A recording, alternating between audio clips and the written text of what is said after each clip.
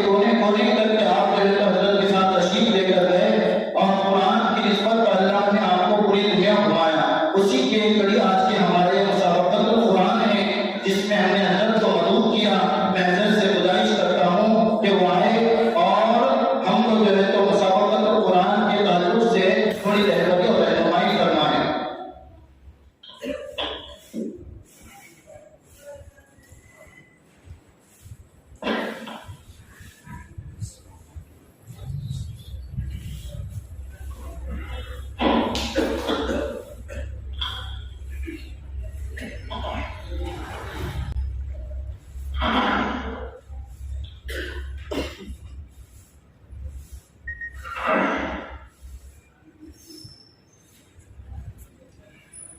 الحمد لله رب العالمين والصلاة والسلام على سيد الأنبياء والمرسلين وعلى آله وأصحابه أجمعين.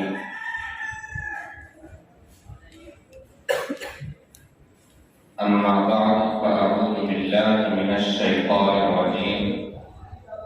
بسم الله الرحمن الرحيم.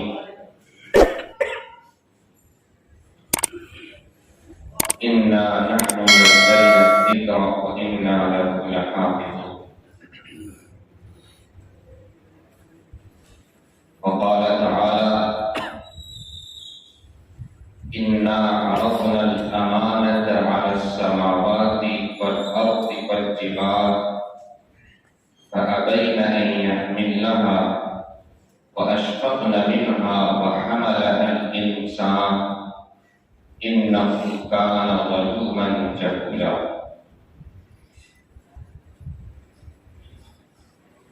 وقال النبي صلى الله عليه وسلم: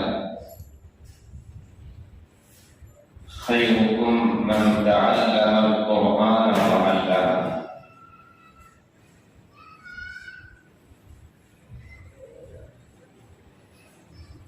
وفي رواية أخرى قال النبي صلى الله عليه وسلم: الماهر بالقرآن مع السفرة الكرام البررة. والذي يقرأ القرآن ويتتعتع فله أجران، أو كما قال عليه الصلاة والسلام. صدق الله العظيم وصدق رسوله النبي الكريم.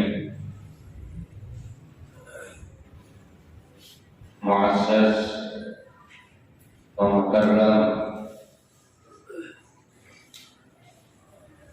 علماء کرام وعمائدین ملت شہر ناندیڑ،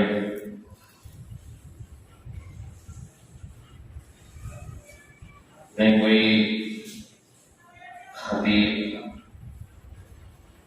کوئی بہت بڑا مقدر نہیں،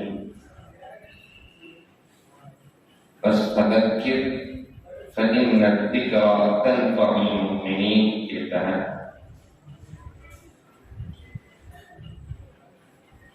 مولانا اشفاق صاحب کی ایما پر آپ حضرات کی خدمت میں حاضر ہو گیا ہوں تاکہ کچھ مذاکرہ ہو جائے اور اس مشن میں ہم اور آپ لگے ہوئے ہیں، اس مشن کو جتنا ہو سکے آگے بڑھانے، اس کو کامیاب کرنے اور اس کے اندر نکھار پیدا کرنے کی جتنی بھی جدوجہد ہو سکتی ہے، اس میں ہم سب کے سب مل کر آگے بڑھنے کی کوشش کرنے اور اس کے لیے طریقے ڈھونڈنے کی کوشش کرنے کے لیے یہاں پر جمع.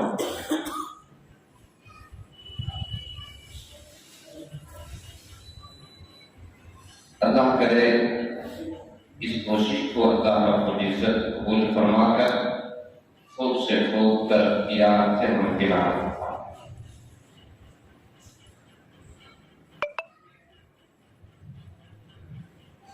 ابھی اس حادث نے قرآن پاک کی 2 آیت تلاوت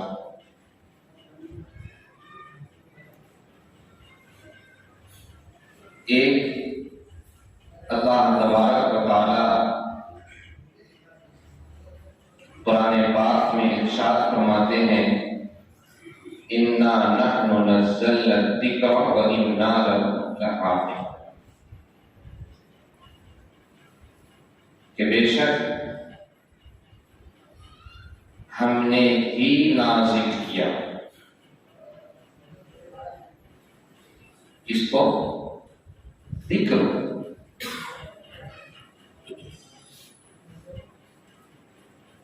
علماء کرام تشریف فرما ہے اللہ تعالی فرما رہے ہیں انا نحن نزلنا صرف نزلنا کہہ دیتے تو بھی کافی تھا ہم نے نازل کیا لیکن ایسا نہیں بلکہ انا بے شک یقینی طور پر یہ بات ذہن میں بیٹھا لو کہ ہم نے نحن پھر آگے لائے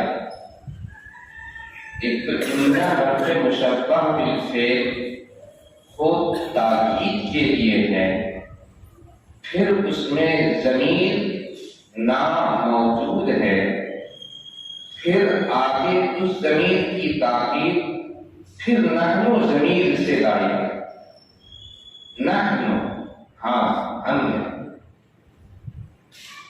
پھر نزلنا ضمیر جمع متکلم کی استعمال کی گئی تاکید در تاکید در تاکید یہ یقین بیٹھانے کے لیے کہ یہ ذہن میں رکھ لو ذہن میں یہ بات بیٹھا لو اچھی طرح سے کہ اس قرآن کو اتارنے والا نازل کرنے والا ہمارے سوا اور کوئی نہیں ہے کس کی نازل کرنا کتاب ہے یہ اللہ اسی لیے سورہ بقرہ کی پہلی ہی آیت میں اللہ فرماتے ہیں ذالک الکتاب لا ریب فیہ یہ ایسی کتاب ہے جس کے منزل من اللہ ہونے میں ذرہ برابر بھی شک اور شبہ کی گنجائش نہیں لا ریب لا فی جنس ذرہ برابر بھی شک نہیں یہ منزل من اللہ ہے تو اس طرح سے جب کوئی اہم کام انسان کرتا ہے تو اس کی اہمیت کو اجاگر کرنے کے لیے انسان کئی تاکید کو استعمال کرتا ہے اللہ رب العزت نے بھی ان تاکیدات کو استعمال کر کے نزول قرآن کی اہمیت کو اجاگر فرمایا اور جو چیز جتنی زیادہ اہم ہوتی ہے اس کی حفاظت اور اس چیز کے تحفظ کے لیے بھی وہ انسان اتنی ہی تگودو کرتا ہے اتنی ہی کوشش کرتا ہے اتنی ہی محنت کرتا ہے کہ میں نے جو اتنی محنت سے یہ چیز کمائی ہے اگر میں نے اس کو محفوظ نہیں کیا اس کی حفاظت نہیں کی تو یہ چیز ضائع ہو جائے گی خراب ہو جائے گی بیکار ہو جائے گی برباد ہو جائے گی اسی لیے جب کوئی باپ بڑی محنت کے ساتھ خون پسینہ ایک کر کے کوئی چیز کماتا ہے، اپنی پراپرٹیز کو بناتا ہے اور 50 60 70 سال کی عمر میں اچھی بڑی پراپرٹیز کر دیتا ہے، تو وہ اپنی پراپرٹیز کو، اپنے اس کاروبار کو اور اپنے اس محنت سے کمائی ہوئی چیز کو اپنی اولاد میں سے اس کے سپرد کرنا چاہتا ہے جو اس کی حفاظت کر سکے۔ 4-5 بچے ہیں، چاروں پانچوں سب طرح کے، کوئی اچھا ہوتا ہے، کوئی باپ کی اولاد، باپ کی جو ہے دولت کے نشے میں چور برباد کرنے کے چکر میں لگا رہتا ہے، تو باپ سب کو دیکھ کر اس بچے کے ہاتھ میں دینا چاہتا ہے جو اس کی حفاظت کر سکے۔ اسی کو سپوت کہا جاتا ہے۔ سپوت اولاد کی یہ 3 قسمیں ہیں۔ پوت کا معنی ہی ہے اولاد۔ پوت کا معنی کیا ہے؟ اولاد۔ اب اس کے آگے جو ہے 2 حرف کے لگ جانے سے بالکل معنی میں تبدیلی آ جا رہی ہے۔ ایک باپ نے اپنے بیٹے کو 1000 روپے دیا کہ جاؤ کما کر لاؤ، صبح سے شام تک محنت کیا، اس نے 1000 کو 900 کر کے لا کر کے سامنے دیا، وہ کپوت ہو گئے۔ اور دوسرے نے 1000 کو 2000 بنا کر لا کر دیا، وہ سپوت ہو گئے۔ تو اپنی اولاد میں جو سپوت ہوتا ہے، باپ اس کے سر پر ہاتھ اچھے سے رکھتا ہے تاکہ وہ کمائی ہوئی چیز کی حفاظت کر سکے۔ چنانچہ اللہ تبارک و تعالی نے اپنی اسی چیز کی حفاظت کے لیے،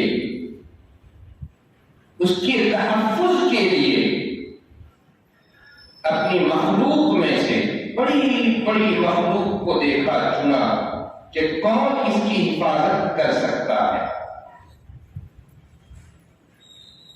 تو اللہ تبارک و تعالی ارشاد فرماتے ہیں، اِنَّا عَرَضْنَا الْأَمَانَةَ عَلَى السَّمَاوَاتِ وَالْأَرْضِ وَالْجِبَالِ،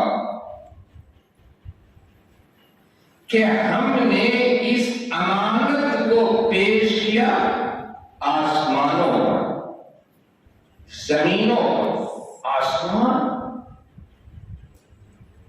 ایک ہی آسمان کو دیکھ لو جو ہماری نظروں کے سامنے ہے، کتنا بڑا آسمان ہے، تاحد نگاہ، جہاں تک انسان چلتا جاتا ہے ختم۔ ہوائی جہاز میں بھی دنیا کے اس کونے سے اڑ کر سفر کرتا ہے، دوسرے کونے پر پہنچتا ہے تو آسمان ختم ہونے کا نام نہیں ہے۔ اور ایسے ایسے کتنے آسمان ہیں؟ 7 آسمان۔ اللہ الذی خلق 7 سماوات ومن الارض مثلہن، اللہ کی ذات وہ ہے جس نے 7 آسمان بنائے اور انہی 7 آسمانوں کے ملک 7 زمینوں کے بنائے۔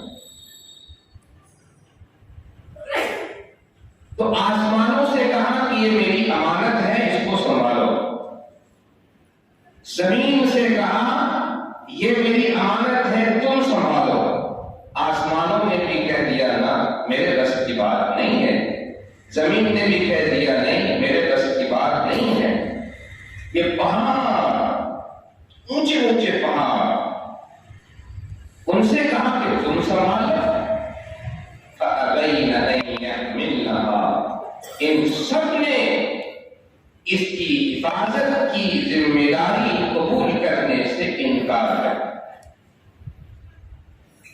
ہمارے بس کی بات،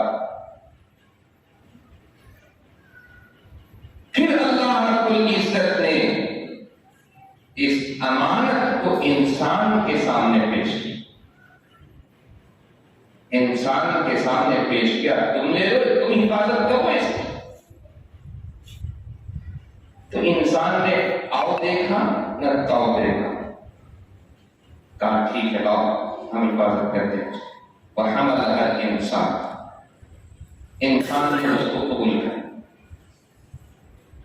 اللہ تعالیٰ خود فرماتے ہیں انہ کان ظلوما جہولا، یہ انسان ظالم ہے، انجام سے بے خبر ہے، نادانستہ ہے، اس کو پتہ نہیں کہ اس امانت کو جو اس نے قبول کر لیا ہے اس کو سنبھال پائے گا بھی یا نہیں پائے گا۔ خوشی خوشی لے تو لیا لیکن گارنٹی یہ بھی نہیں دے سکتا، کیونکہ انسان کے اندر ایسی چیزیں ڈال دی گئی ہے کہ نفس کے پیچھے پڑ کر کے وہ امانت کو بھی چھوڑ دے۔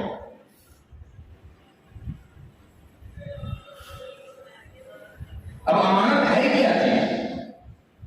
امانت ہے کیا چیز؟ کس کو کہتے ہیں امانت؟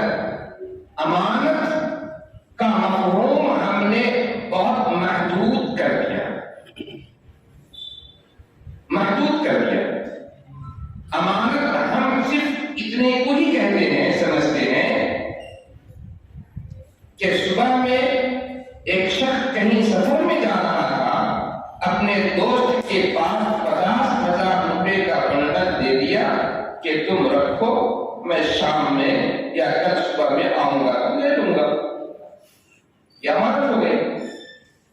وہ چلا گیا، شام میں واپس آیا، اس سے مانگا، اس نے ادا کر دیا، یہ آپ کی امانت لے کر جائیں۔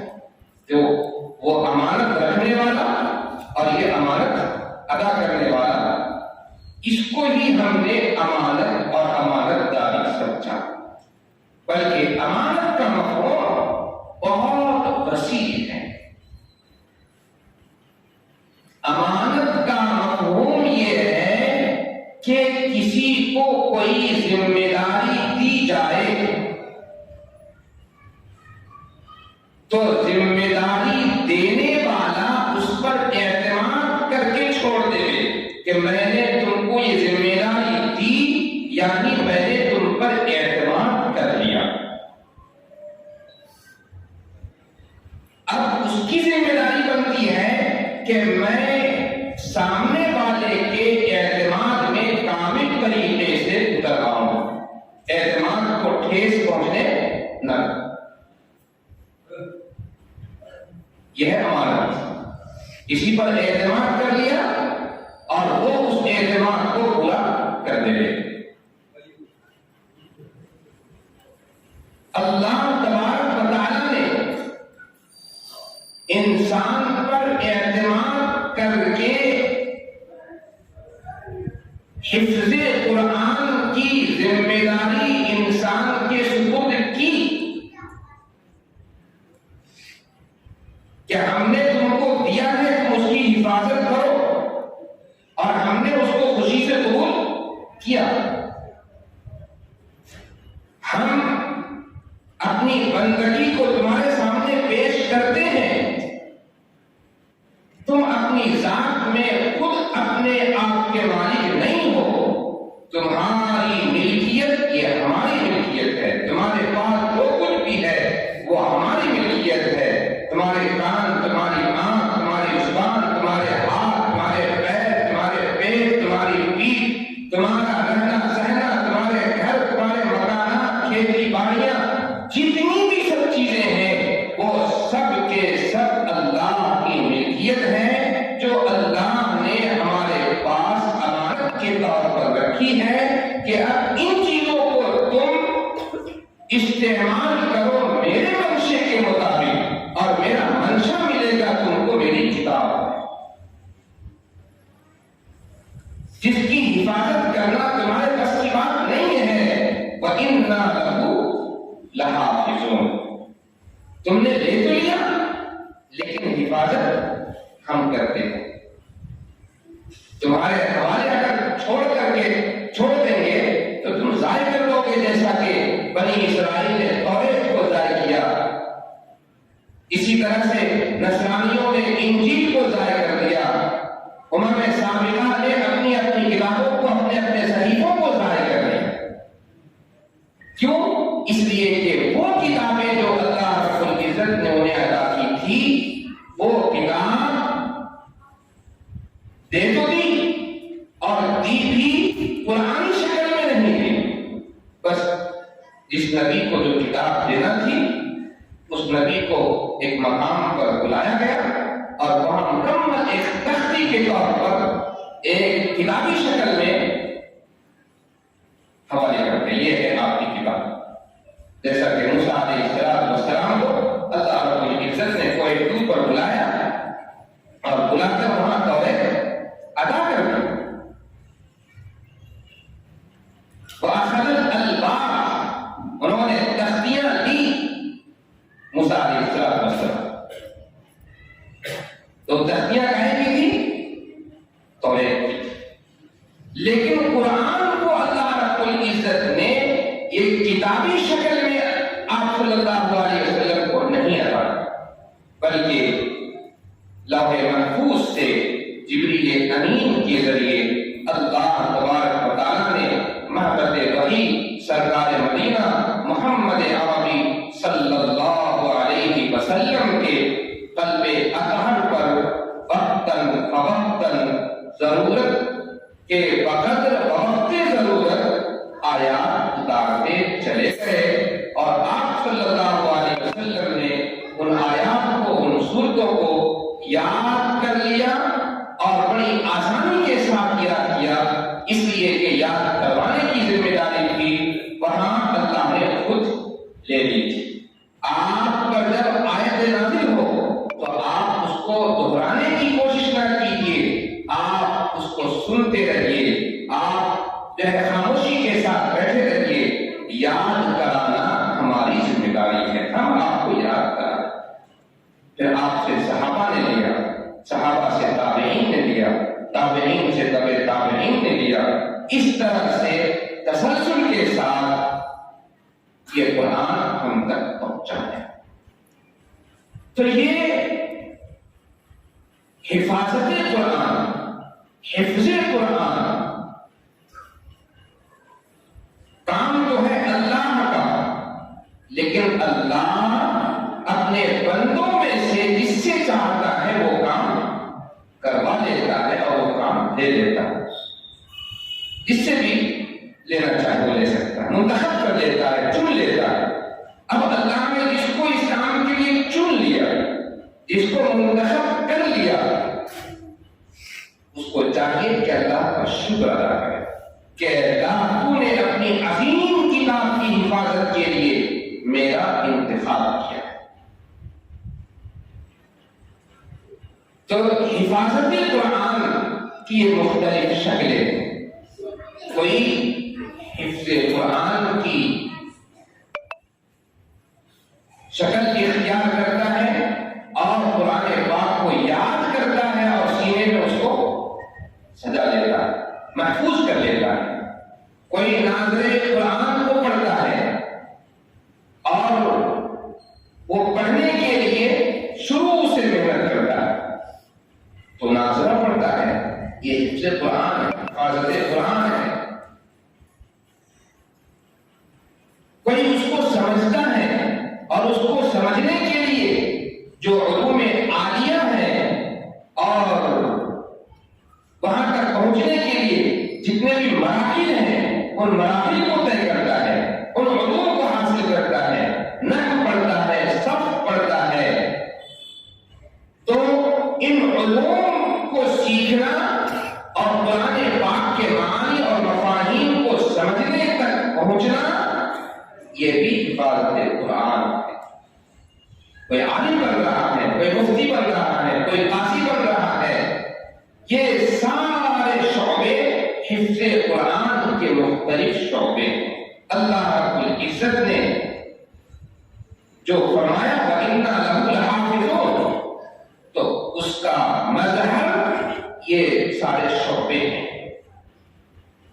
اللہ رب العزت کا بڑا احسان اور کرم ہے کہ اس نے ہمیں حفاظت قرآن پاک میں اور قرآن پاک کی تعلیم اور تعلم میں ہمیں لگا رکھا ہے، ہم اللہ کا جتنا بھی شکر ادا کریں وہ کم ہے، کیونکہ اصل علم تو یہی ہے،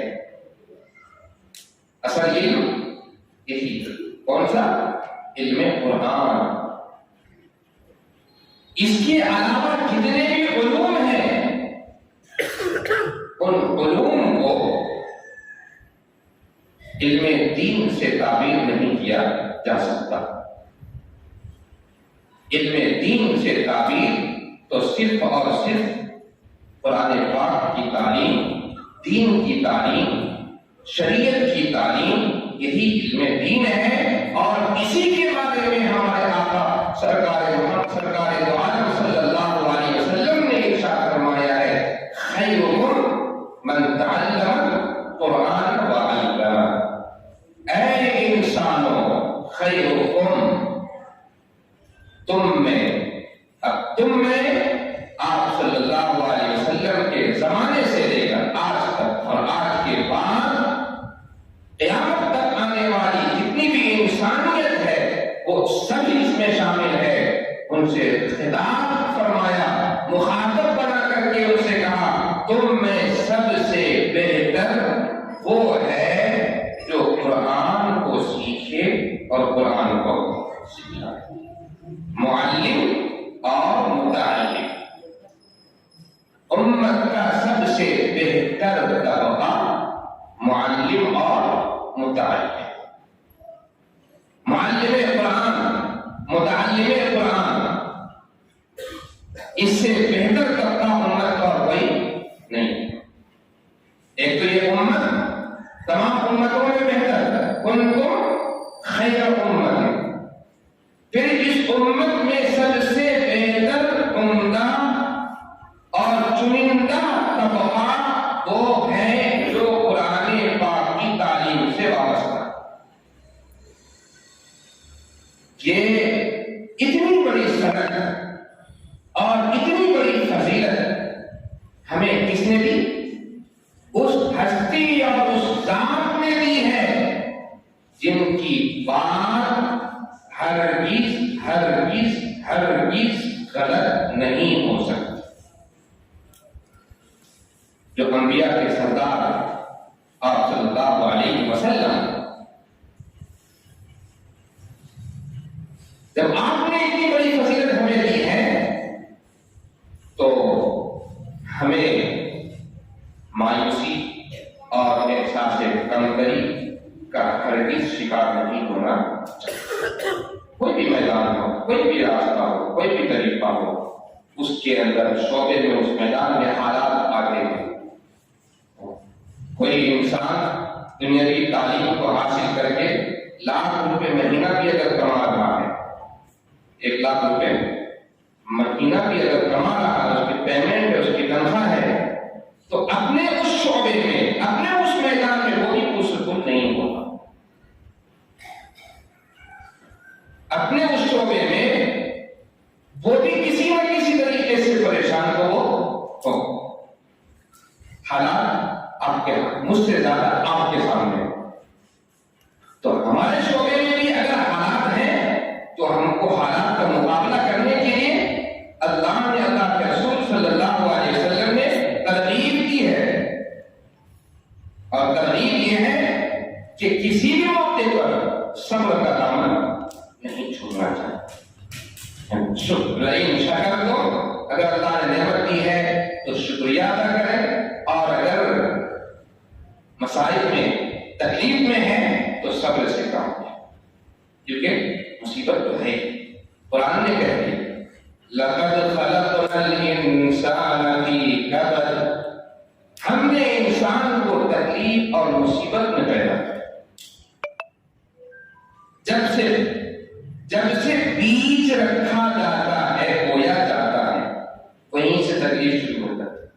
ماں کے پیٹ میں بچہ رہتا ہے، چھوٹی سی تنگ جگہ ہے، تنگ جگہ، پیر بھی سکڑے ہوئے، ہاتھ بھی سکڑے ہوئے، ہے نا، منہ بھی جو ہے پیٹ سے لگا ہوا، چھوٹا سا چھوٹی سی جگہ میں وہ تنگ ہے۔ اگر یہاں دنیا میں کوئی تنگ جگہ میں پھنس جائے تو دیکھو اس کی سانس بند ہو جائے گی اور پریشان ہو جائے گا، دم گھٹ گھٹ کر جائے گا، ختم ہو۔ لیکن وہاں بھی تنگ جگہ ہے، اس تنگ جگہ میں بھی وہ زندگی گزار رہا، تکلیف میں ہے وہ۔ جب مدت اس کی پوری ہو جاتی ہے، چھوٹی سی جگہ سے وہ دنیا میں آتا ہے، پریشانی کے ساتھ ہی آتا ہے۔ ثم السبیل یسر، اللہ نے راستہ اس کے لیے آسان کر دیا۔ پھر یہاں آتا ہے تو کمزور ہے، نہیں ہے، نہ بول سکتا ہے، نہ کھا سکتا ہے، کچھ نہیں کر سکتا، اس کے پاس کوئی طاقت نہیں، لیکن دودھ کھینچنے کے لیے طاقت لگاتا ہے۔ اس کو کوئی الگ سے طاقت دینے والا نہیں ہے، اس کو معلوم ہے کہ میں خود ہی طاقت لگاؤں گا اور کھینچوں گا تو میرا پیٹ بھرے گا، ورنہ نہیں بھرے گا۔ تکلیف فی کمر، آگے بڑھتا ہے، چلت پھرت کی عمر کو پہنچتا ہے، تکلیف میں ہے۔ اگر اس کو کھولنے کے لیے جائیں تو بہت لمبی بات ہو جائے۔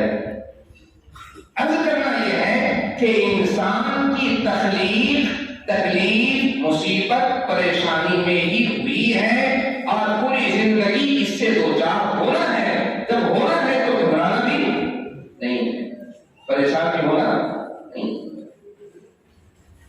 اس کو برداشت کرنا، تحمل کی کیفیت اپنے اندر پیدا کرنا۔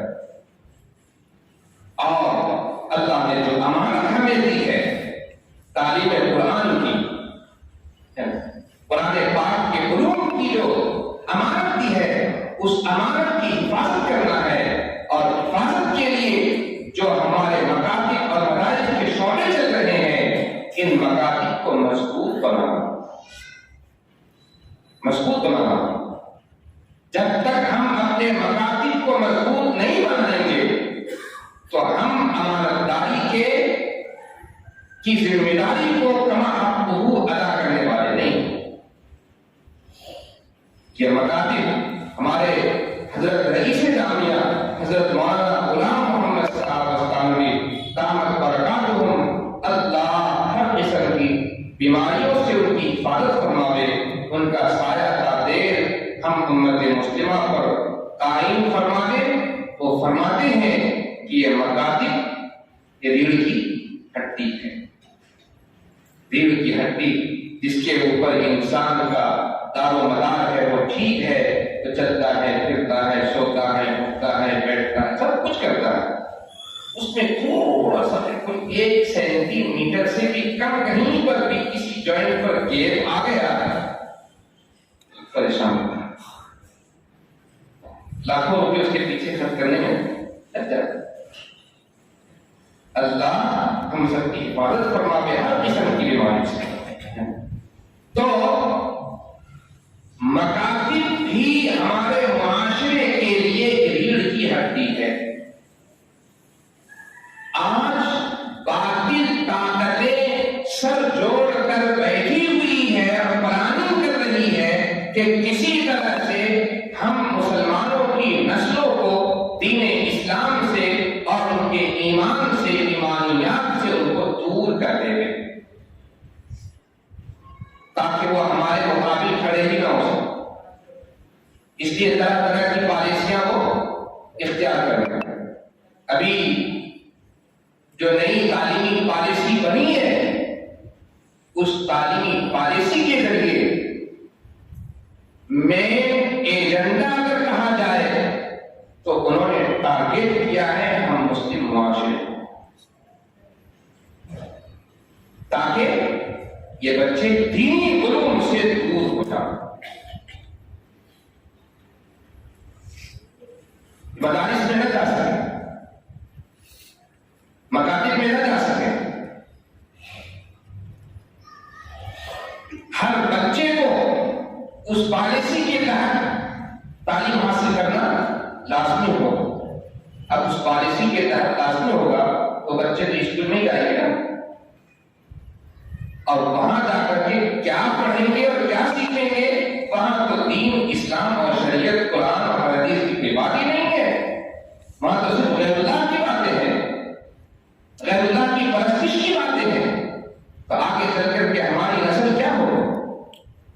ارتداد کا شکار ہو، لہذا اس کا مقابلہ کرنے کے لیے ہم علماء کرام کو سر جوڑ کر بیٹھنا ہوگا اور جہاں تک زیادہ سے زیادہ ہو سکے اپنے مقاصد کو مضبوط کرنے کی کوشش کریں۔ مکتب ہمارا اتنا مضبوط مستحکم ہونا چاہیے کہ مکتب سے پڑھ کر اگر وہ طالب علم مدرسے میں داخلہ لے لے تو وہاں ڈائریکٹ اس کا داخلہ حفظ قرآن کریم کے لیے منتخب ہو جائے۔ یہ تعلیم مکتب ہمارا اتنا مضبوط ہونا وہاں یہاں مکتب کے اندر جو ہے 2 سال 3 سال لگایا اور مدرسے میں لے کے گئے تو وہاں پر بھی دنیا میں داخلہ ہو رہا ہے 3 سال کے، یہ ظاہر ہو۔ اس کا مطلب یہ کہ مکتب کی تعلیم کیا ہو گئی، ظاہر ہو گئی،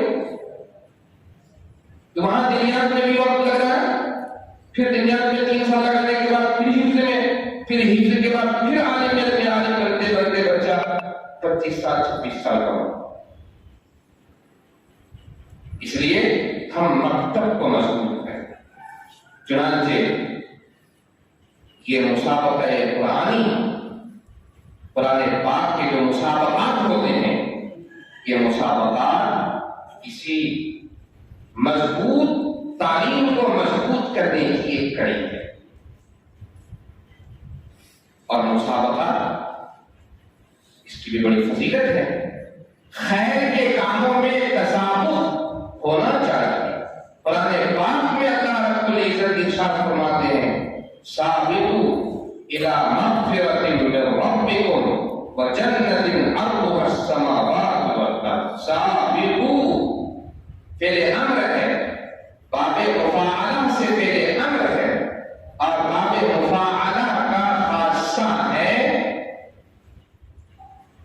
دو، کم سے کم دو کا ایک دوسرے سے آگے بڑھنے کی کوشش کرنا۔ تسابق کسی کا نام ہے سابق، تو تم آگے بڑھنے کی کوشش کرو، کس کی طرف؟ مغفرت کی طرف، جنت کی طرف، خیر کے کاموں کی طرف۔ والسابقون السابقون اولئک المقربون، جو آگے بڑھنے والے ہیں بڑھ گئے، اور جو بڑھ گئے وہ اللہ کے قریب پہنچ گئے، مقرب بندوں میں سے بڑھ گئے۔ وفی ذلک فلیتنافس المتنافسون، تنافس اگر ہونا چاہیے تو ان کاموں میں ہونا چاہیے، قرآن پاک کی تعلیم میں ہونا چاہیے۔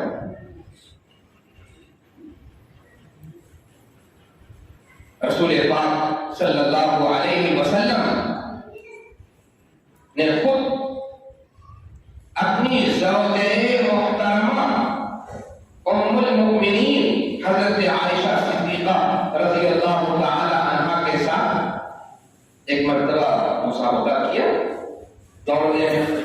مرتبہ کسی جنگ پر تھے، غزوے کی طرف سے واپسی ہو رہی تھی، ایک جگہ پر کہیں پڑاؤ ہوا تو جنگل میں ایک طرف تھے دونوں، تو آپ صلی اللہ علیہ وسلم نے فرمایا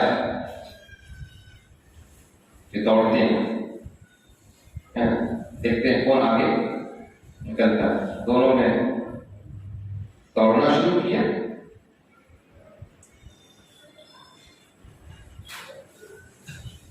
تو ہمارے درمیان میرے بہت ہی خاص مربی، مشفق، استاذ محترم، اور آپ کے بھی استاذ محترم علیکم السلام ورحمۃ اللہ وبرکاتہ تشریف فرما ہے۔ میں دل کی گہرائیوں سے حضرت کو خوش آمدید کہتا ہوں، اور حضرت سے اجازت طلب کرتے ہوئے چند باتیں اور آگے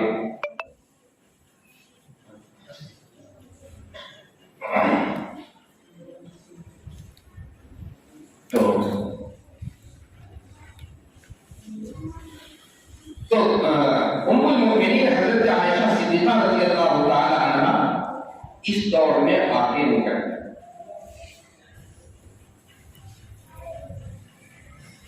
اس دور میں آپ صلی اللہ علیہ وسلم آگے نکل. تو حضرت عائشہ صدیقہ رضی اللہ تعالی عنہا تھوڑی جو پیچھے رہ جاتے تو اس کے دل کے اندر تھوڑا غم تو ہوتا ہی ہے.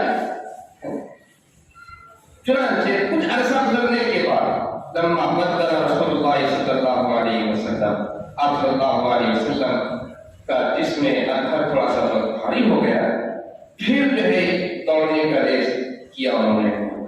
اس مرتبہ کون آگے حضرت عائشہ رضی اللہ عنہا. آپ نے فرمایا کہا میرا دونوں کیا ہو گئے برابر سامان. معلوم ہوا کہ خیر کے کاموں میں آگے بڑھنے کی کوشش کرنا کوئی بری بات نہیں ہے، اچھی چیز ہے. آج دنیا خرافات میں، فحاشی میں، بے حیائی میں، بیکار لغو لعب کے اندر وہ کیا کر رہے ہیں؟ تصادم کا کام کر رہے ہیں. آج کل کرکٹ کا ایک چلا ہوا ہے، روزانہ جو ہے 1 ہفتے سے کرکٹ کا میدان جو ہے بالکل آباد ہے. جو اس میں ذوق کرتے ہیں ان کو دیکھو کہ ہر وقت اس کے پیچھے ہی بیٹھے ہوئے ہیں دیکھنے کے لیے. اگر نہیں دیکھ رہے تو کم سے کم خبر لینے کی کوشش تو ضرور کرتے ہیں کون جیتا اور کون ہارا. جس کی ان پر کوئی وعدہ نہیں، یہ اپنے آپ کو ضائع، اپنے اوقات کو ضائع، اپنے روپیے پیسوں کو کیا کر رہے ہیں؟ ضائع کر رہے ہیں. لیکن وعدے اگر ہیں تو کرا ہے خیر کے کاموں میں آگے بڑھنے کے وعدے. تو بہرحال بڑی فضیلت ہے. اس کے فوائد یہ ہیں کہ مسابقے کے ذریعے بچوں کے اندر عمدہ پڑھنے کی صلاحیت پیدا ہوتی ہے، بچوں کے اندر نکھار پیدا ہوتا ہے، بچوں کے اندر جو ہے آگے بڑھنے کا ایک جذبہ پیدا ہوتا ہے. جب یہ مسابقے کا سلسلہ شروع ہوتا ہے تو ایک ماحول پیدا ہو جاتا ہے پڑھنے کا کہ ہر بچہ سوچتا ہے میں بھی اس میں حصہ لوں گا اور اول نمبر سے کامیاب ہوں. تو ہر بچہ اول نمبر سے کامیاب تو ہو نہیں سکتا، لیکن یہ کہ اس کو حاصل کرنے کے لیے بہت ساری چیزیں وہ حاصل کر چکا ہوتا ہے. قرآن پاک کو عمدہ پڑھنے کی کوشش کرتا ہے، تجوید کے ساتھ پڑھنے کی کوشش کرتا ہے. اس کو حاصل کرنے کے لیے وہ جتنی جدوجہد ہو سکے وہ کرتا ہے، اس میں ماہر بنتا ہے اور جتنی محنت کرتا ہے اس کا پھل من جدہ بچت. اس نے محنت کی، اس نے اس کا پھل پایا. تو ہم اپنے بچوں کے اندر وہ نکھار دیکھیں گے جب ہم اس سلسلے میں جڑیں گے. مولانا اشفاق صاحب اور اسی طرح سے ان کے رفقا نے، ان کے ساتھیوں نے جو یہ بیڑا اٹھایا ہے کہ ہم ناظر شہر اور اطراف کے اندر جو مکاتب چلنے والے ہیں ان مکاتب کو جوڑ کر ہم مسابقہ قرآنی کرنا چاہتے ہیں اور اس کی ایک تحریک انہوں نے شروع کر دی ہے. اس کے لیے میں آپ تمام لوگوں سے درخواست کرتا ہوں، اپیل کرتا ہوں کہ آپ ان کے اس مشن میں اپنے آپ کو جوڑیں، ان سے منسلک کریں اور اپنے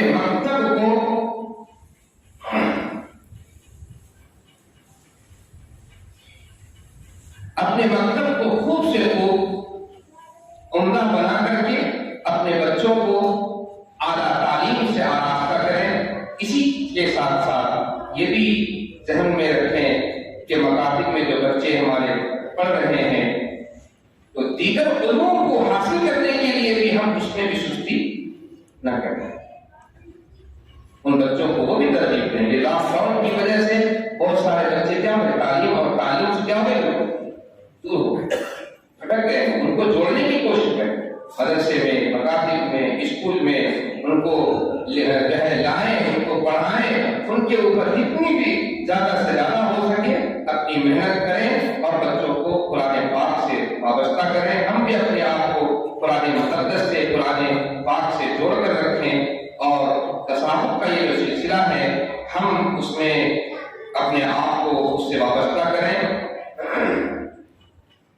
शुरू में हो सकता है किसी को इस सिलसिले में थोड़ा झिझक हो कि हम कैसे उसमें जुड़ें।